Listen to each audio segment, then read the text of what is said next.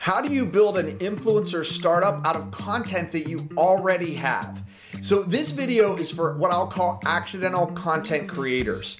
So my channel is really about accidental entrepreneurs, but increasingly my followers and inquiries that are coming in are about how do I create an influencer startup? So let's get into it.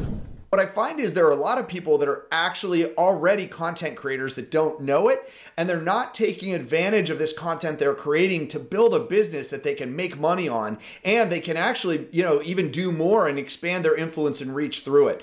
And what I'm talking about here are people like me who are teachers, or maybe those that are doing coaching of some kind for some area, pastors, salespeople who are presenting about their product or their field all the time, or experts in some way. When you think about someone who's an expert, maybe talking at a conference, and they spend months preparing a talk that they're going to give at a conference, and all of a sudden, they give the talk, and for 5 minutes, people are coming by like, that was amazing. You really opened my mind about something, or you gave me some knowledge that's really helpful. And then, it's like, they all dissipate and then it's all over. It's like, oh, I did all that, and I guess let's just forget that one and go on to the next one.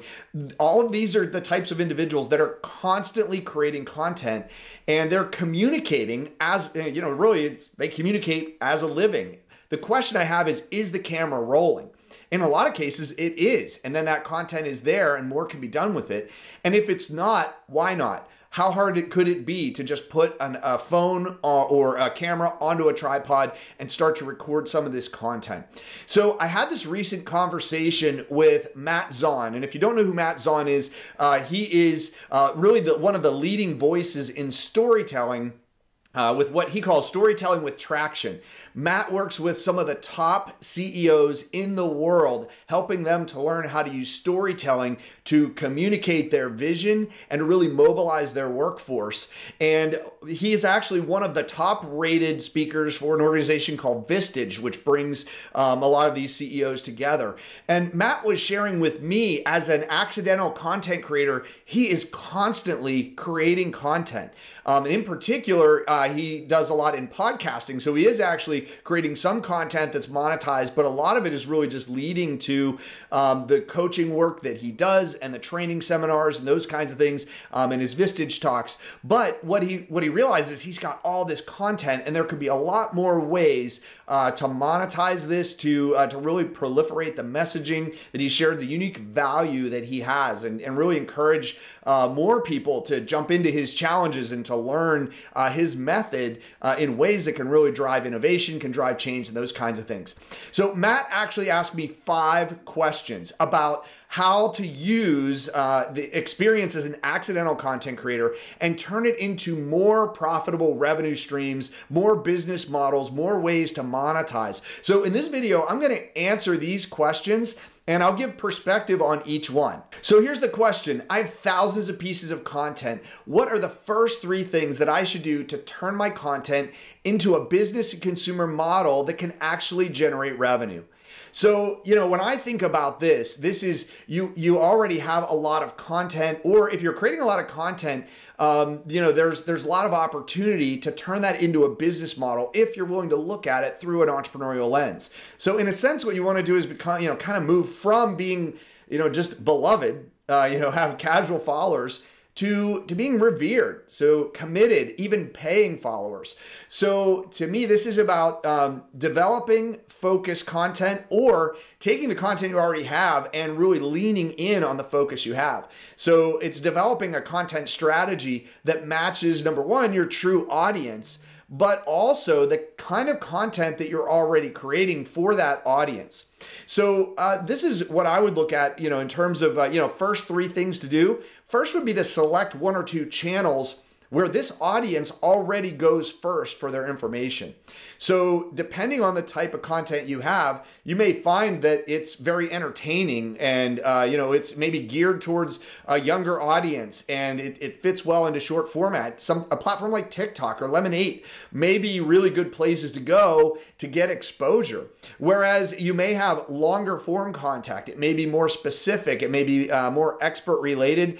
It may be viewed as some to be somewhat dry, but those who really understand what it is may really want that content. So a channel like YouTube, or even LinkedIn, as it becomes more of a content platform, may be a better place. But really figuring out who the audience is that would value your content the most, where do they go for information? Then it's important to intimately understand your audience and your viewers.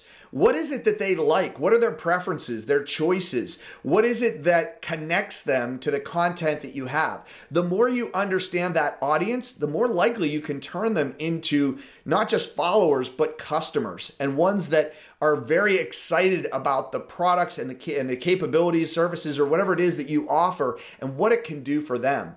And once you understand that audience, you can start to develop a very specific value proposition. And what do I mean by that? Well, a value proposition is, what is it that these individuals need or want? And a lot of times what happens is when someone thinks about what's the value proposition, they'll come up with a lot of features. I have this, I have that, I do this, I say that. But if they follow you, there's probably something that they want from you, and they want it deeply. And a lot of times when you think about a value proposition is, why is someone watching or listening to my content, or even just coming to hear me speak or listening to my sales presentation? It's, what are those things that you're doing that's addressing some deep need? Are you addressing a pain? Are you a pain reliever? Are you just entertaining, or do people come to you just to kind of to laugh, or to just be engaged, or to see something that they enjoy? Or is it something where it's like it's something they know they should learn, and they want to just get into the process of taking on information? But even getting further behind, what is it that's really driving them? What do they feel like is maybe missing in their life? That how could you maybe fill that void? And so, this way, I always say value proposition is almost like when you start to get to a point where someone's talking about their emotions, their psychology, kind of their mental state, their needs, their desires. These are the kinds of things that can be really powerful in drawing an audience, and they can help you to really figure out how the content that you create can meet those needs. Then it's really about organizing the content around this value proposition. So that's the first thing, is just developing that focused content strategy. The second thing is separate the generic from the differentiated in your content. So what do I mean by that? Well, a lot of times when you see content creators, you'll see them talking about things that are fairly generic. You'll see someone talking about maybe like productivity, or how to, if someone's talking about how to create a piece of media, it's maybe like how to go into Canva and create different things. So in some ways, you may find that no matter what your topic is, you're talking about things that a lot of other people talk about that are fairly generic. And that can be very useful. But there are also some things that are uniquely you. If you have an area of subject matter expertise, you can probably speak very deeply and technically in a particular topic. Or that expertise may give you a unique lens on other topics. So being able to really distinguish between what is content you create that is somewhat generic versus things that are distinctly yours. Because by identifying that, it's really like content that you can replicate others, or you can, have as an element in what you're doing. But when you can identify what's uniquely yours and distinctly yours, this is where you can monetize. And that just means this is where you can start to develop products and services that people will pay for, because they can't go somewhere else for this. And I actually think separating this in this way helps you to figure out what's content I want to put out in the world for free that shows everyone who I am, what I'm about, and what kind of value I can bring. But then also separate what's uniquely yours. And you still want to share some of that with the world so everyone can see why you're distinguished and different and differentiated from other providers or other content creators. But at the same time, you also want to really look here to find that unique value that someone would say, oh, I really want to understand that well. I want to hear from this expert, and I'm willing to pay for a subscription or an online course, or to be part of a community or something like that. So the third thing I would say is rapidly deploy all generic content. Make it public and freely available through these channels. In a sense, really start to take all that content you already have, and as simply as possible, put it into content that you can just start putting out there into the world. It starts to warm up the algorithms of the engines that you're running it on. It helps to start to draw a following, and it also just starts to build a base. But then I would say introduce one very simple product that introduces a component of your differentiated content at a modest price. This could be as simple as a short guide for $5 or $10, or it could be a masterclass or something that takes some of your value but is very specific, and it's at a modest price, something to just start to get people engaged with you and to really start to distinguish those that just want to consume your free content versus those that are willing to take that step forward and start to purchase some of that unique, differentiated knowledge that you have. So that's 3 simple steps for getting your content together in a way that will allow you to start to create what can be an influencer business model that takes your content that you're already creating and starting to get that into a form that builds your following and increases your influence and gives you a way to build a self-sustaining business around it. You also might want to check out my video, Social Media. Is it a business or is it a hobby? Because in that video, I walk through and talk a bit about how to take a social media brand or social media presence and build a business model around it. And I think you'd find that very relevant to this topic as well. So let's keep going and take a look at question number 2. How do I walk the proper balancing act between providing incredible value to my audience, but also promoting my products and services? And this is a great question, especially if you're an accidental content creator. You may not think of yourself as a business person. It may feel a little weird and uncomfortable to start promoting paid products. And you may even feel like that's not even really what I'm about. I'm a teacher, I'm a pastor, I'm a salesperson. Well, salesperson's probably used to it. But you know, some of these areas, if maybe you're a subject matter expert, it may feel a little bit disingenuous to then be kind of pitching products. So this is where I'd like to say, I think part of the process here is to always be giving value, and you're giving a lot of free value.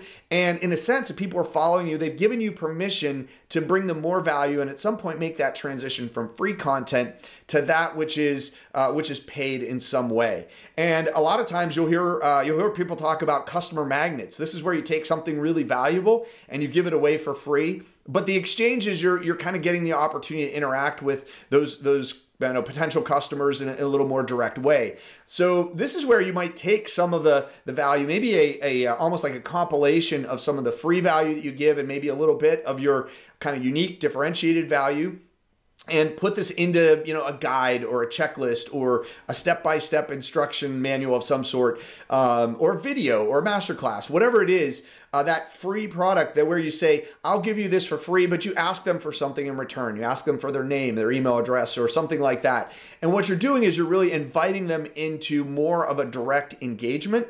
And if they do provide you with that email address, that's where you might then start to send them some messages to say, I hope you found that valuable. I have a companion to that with it's a very modest fee, but would help you to go even deeper. And then you start to kind of move them into a sales funnel for that next steps. So you think about successful influencers like Sean Cannell of Think Media or Alex Hermosi of $100 Million Offers, who encourage creators to give away a majority of their content, sometimes upwards of 90% for free, but then to place truly unique content in some kind of paid offering. So this sends the message that the free content is so good.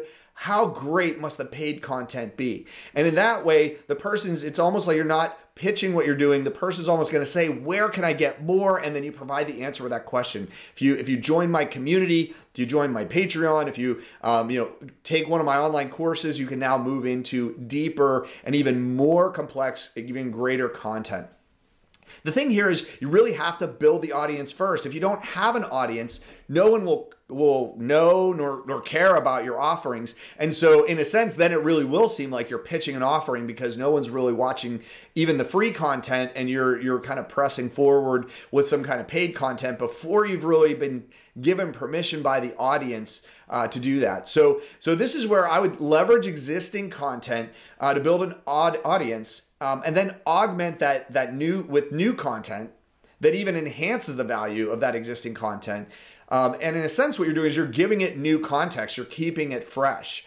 And at the same time, as that audience builds, there's going to be a natural question of where can I get more of this? And it may even just be even packaging a lot of this material together in a way that will become something valuable in a larger way that you could sell.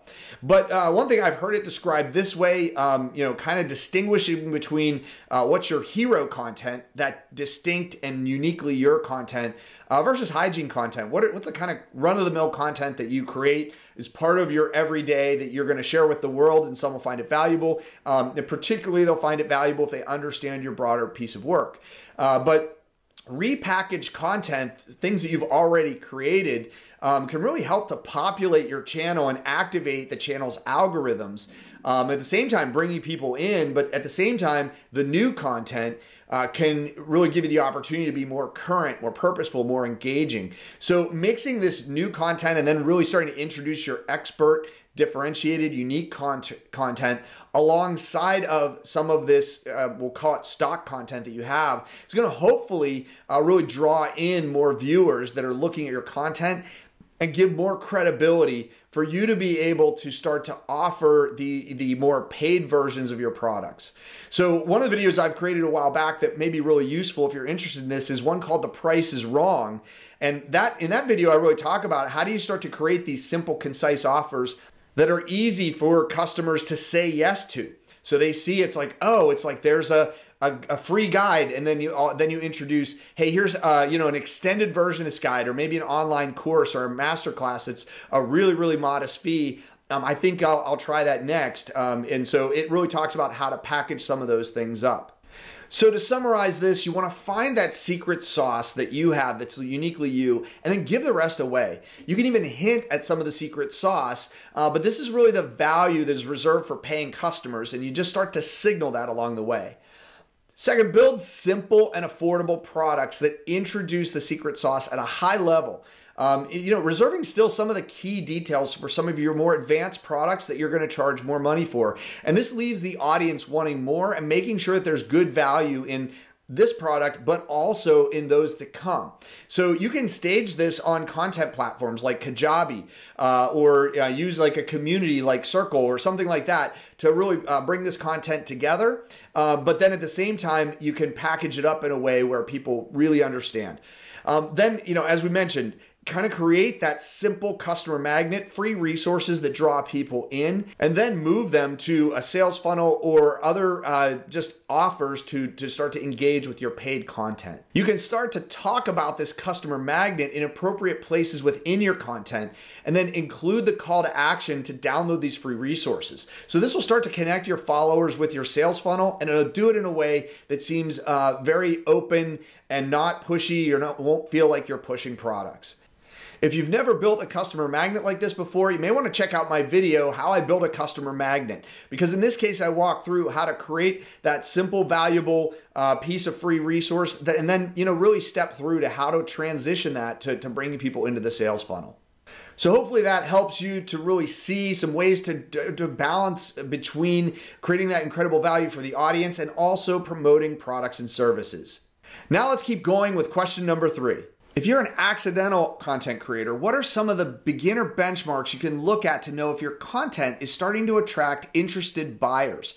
So, this really, if you're creating content automatically through the work that you do in your day-to-day, you're a teacher or you're an expert of some sort, and you have all this content, how can you, as you're putting it out in the world, what are some of the ways you can actually track whether it's having an effect and if it's really helping you to create a business model around this content and moving it from the person that's watching your content, but now they're interested, they're signaling that they're maybe likely to move to content that you're offering that's paid. So for this, I would say follow the data. What are the view stats on the content that you're starting to put out into the world, and what are they telling you about your adoption? Are you getting views, are you getting subscribers, are you getting followers? I mean, these are the kind of the fundamentals of any kind of social media or content media channels and that kind of thing. But if you're just getting started, it's really important, I think, to be realistic about the benchmarks. So you might say, oh, I want tens or hundreds or thousands or tens of thousands of views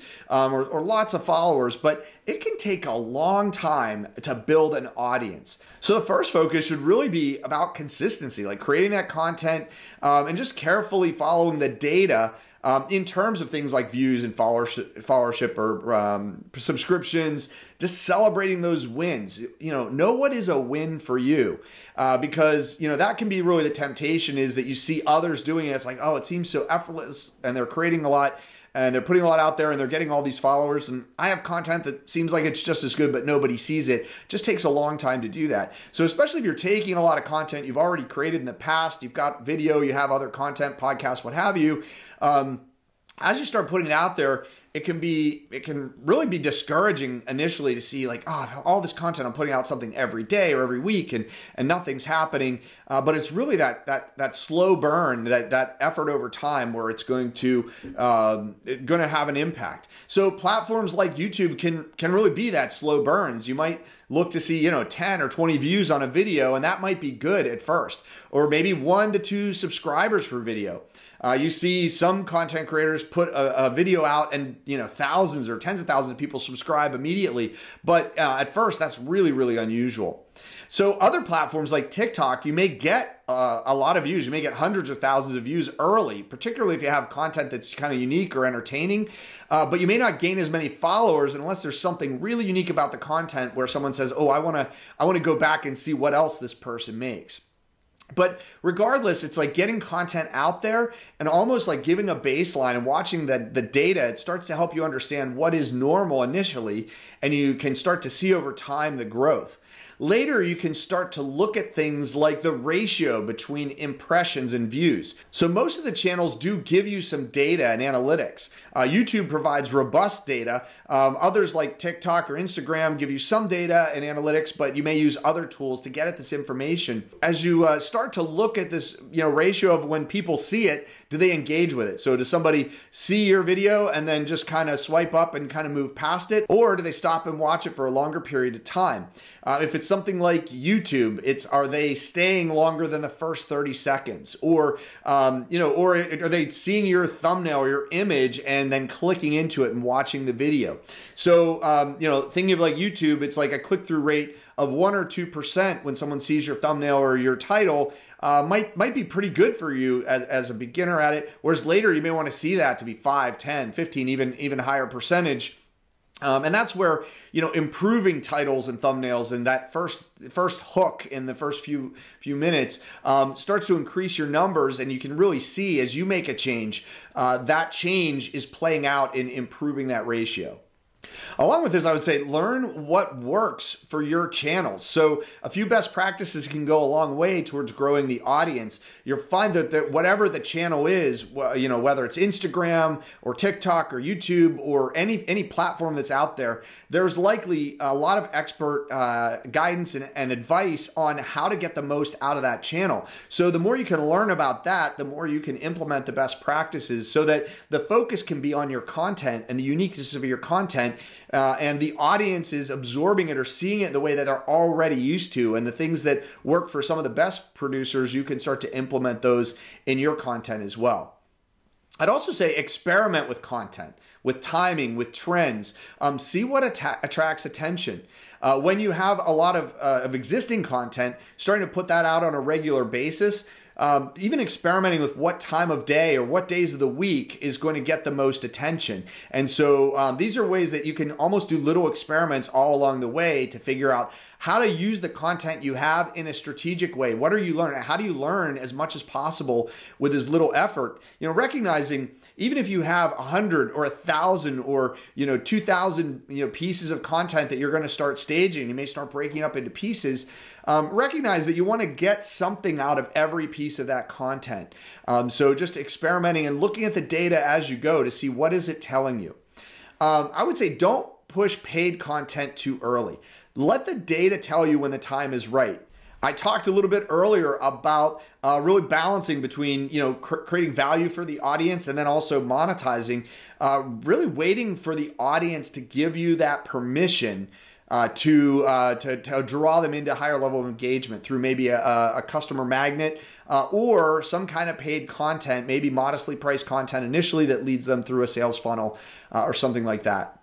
I'd also experiment with links and mentions. Perhaps create some videos that speak specifically about your free resources encouraging viewers to check it out. But it may even be that you have a customer magnet and you do a video that's almost a companion to that magnet. And while you're doing it, say, and if you would like a PDF that brings all this information together, or a checklist or something like that, you can point to that as you're really sharing what you're doing.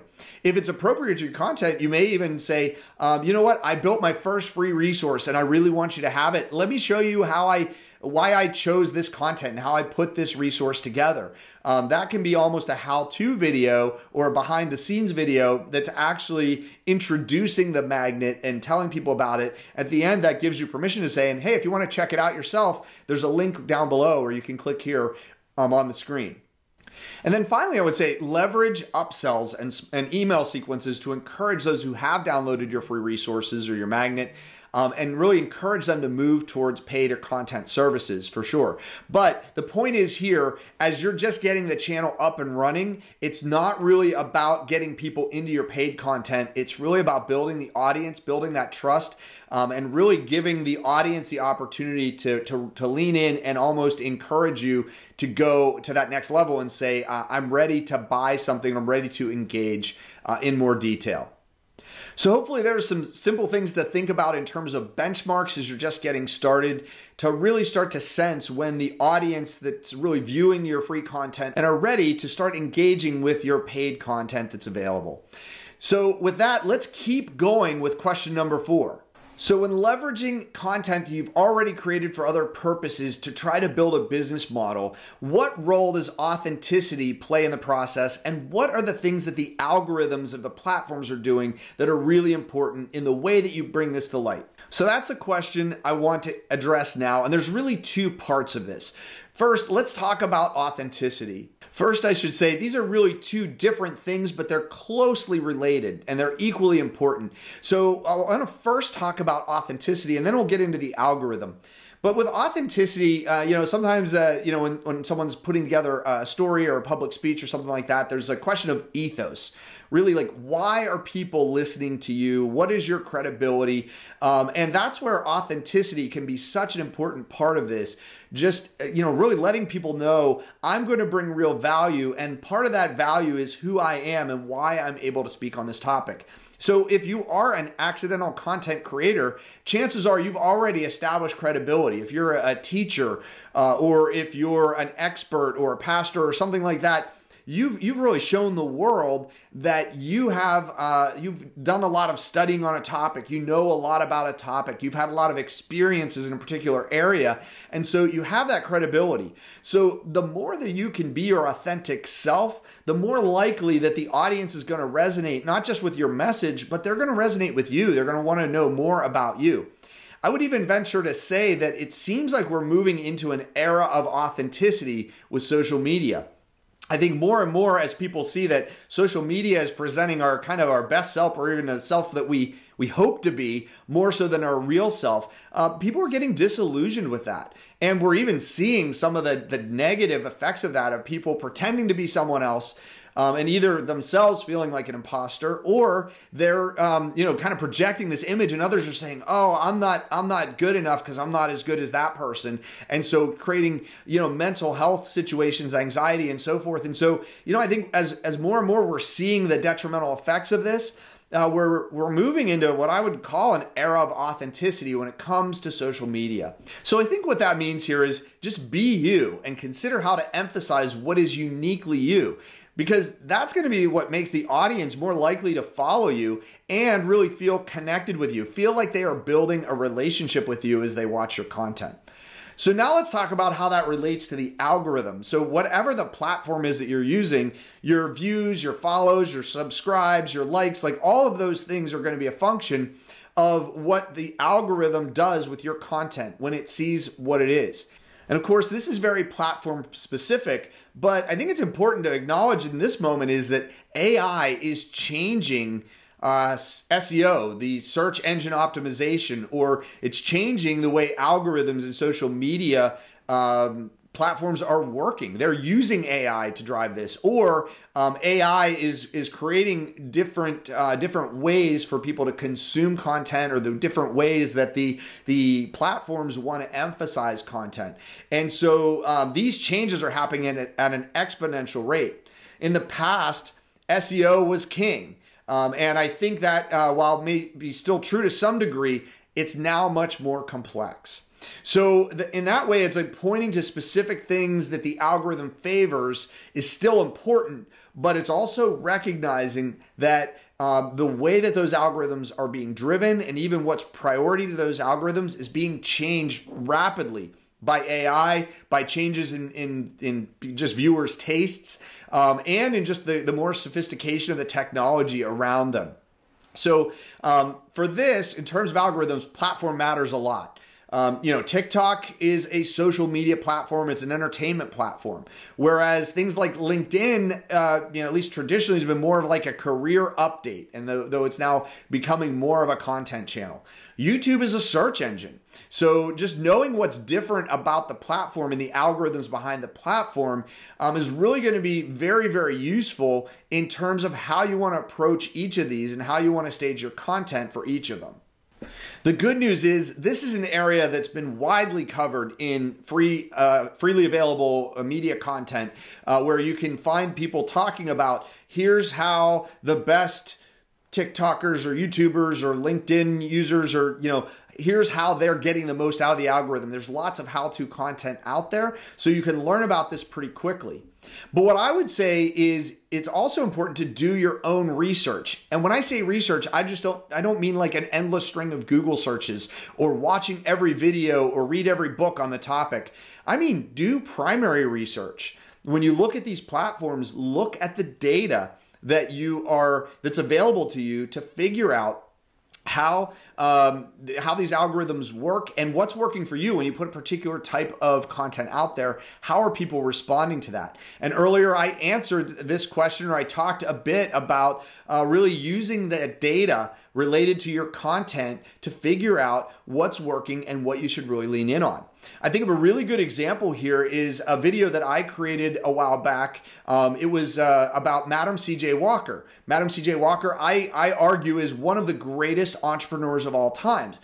And there was a film series that at least for a long time has been available on Netflix, may not continue to be, but it's really a 4-part series that walks through the life of Madam C.J. Walker. It's called Self-Made. It's based on a book called Self-Made, which is an excellent book as well. But I made a short form vertical video, 60-second video as a YouTube short that really told the story of Madam C.J. Walker, particularly the film about Madam C.J. Walker as part of a film series I have called Founders in Film. And I put the video out.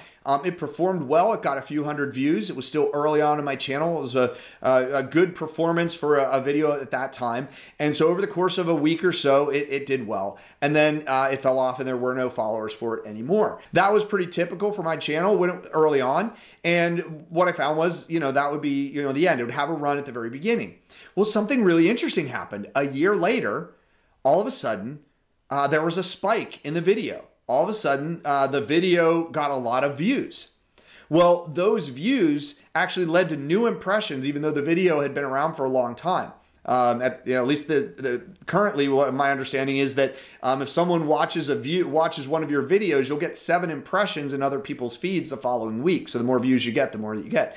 Well, sure enough, that spike led to more viewership, and it's actually increased in views, and it's fast approaching what will be one of my most watched pieces of content. So one of the things that tells me is that's a topic that's interesting.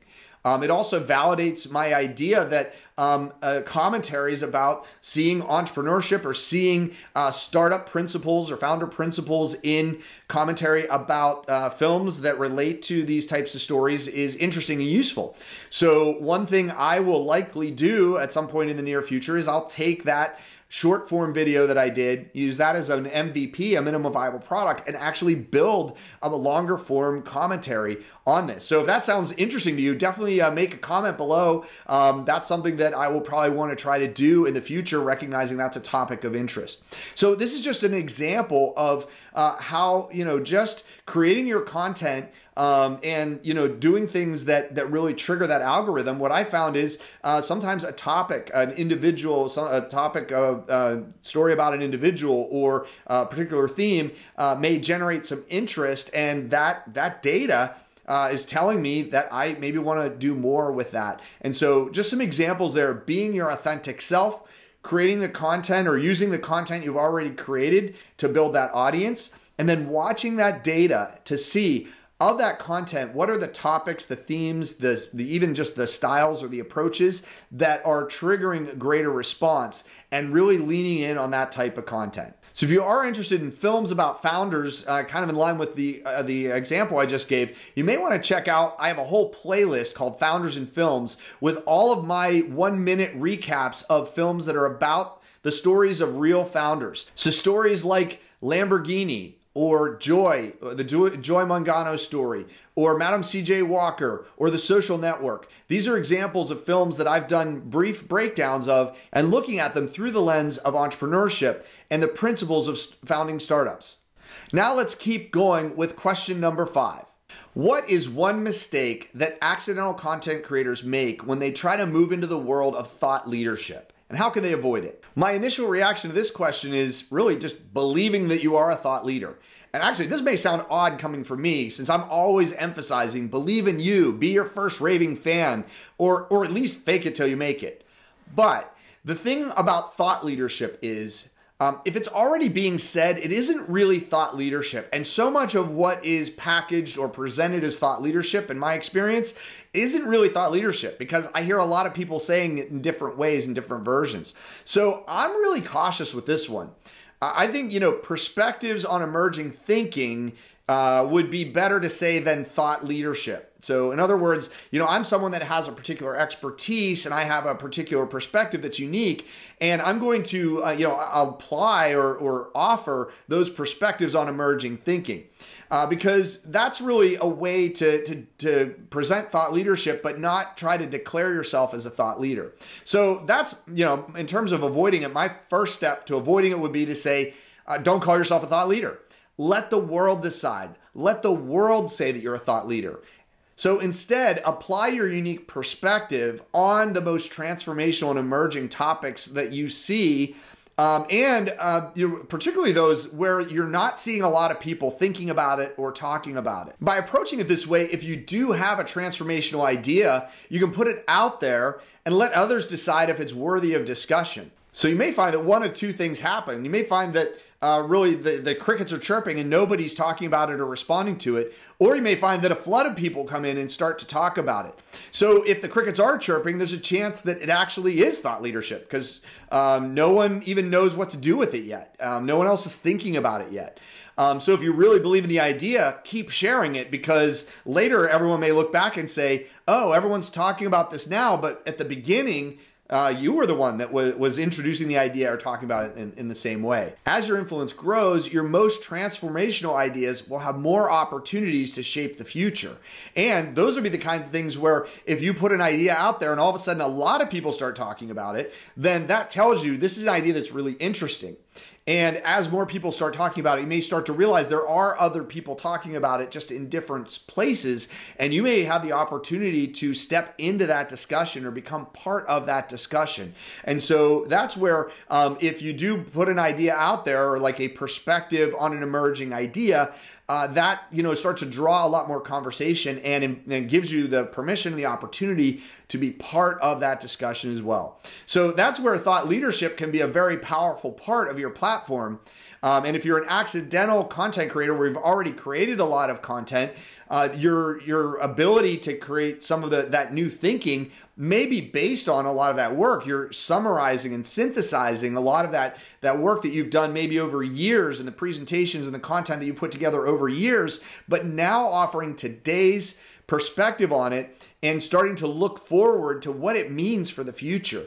These are the kinds of things that make what the world will call thought leadership, and these are some of the ways that you can step into that arena. And then as people start to see you as a thought leader, that provides you more opportunities to invite people into deeper levels of engagement and to introduce them into a business model that allows you to produce content and deliver content in ways that people will pay for. So hopefully that can help you to avoid the trap of declaring yourself a thought leader and instead focus on your unique perspective on emerging ideas, in ways that will actually help the world see you as a thought leader. So to bring this all together, if you're an accidental content creator and you're already creating a lot of content and delivering that in some way, if you aren't recording it or you aren't capturing that in some way, definitely start doing that. And if you have already captured that content, you could be sitting on a gold mine that you can use to fuel a business model that will help you to really, in a self-sustaining way, create a series of revenue streams for yourself that could be very valuable and increase your influence and also really fuel your ability to do more with everything that you've created. If you're an accidental entrepreneur and you'd like to learn more about how to take your product idea, your passion, your skills, and turn them into a viable business, be sure to check out my videos about accidental entrepreneurship. If you found this helpful, please be sure to check out my channel, The Entrepreneurprofessor, and subscribe. I try to provide lots of content that's helpful for any accidental entrepreneur. So if you have an idea, a passion, or skill, and you want to try to get a business started but don't know where to start, I'm here for you. Keep going.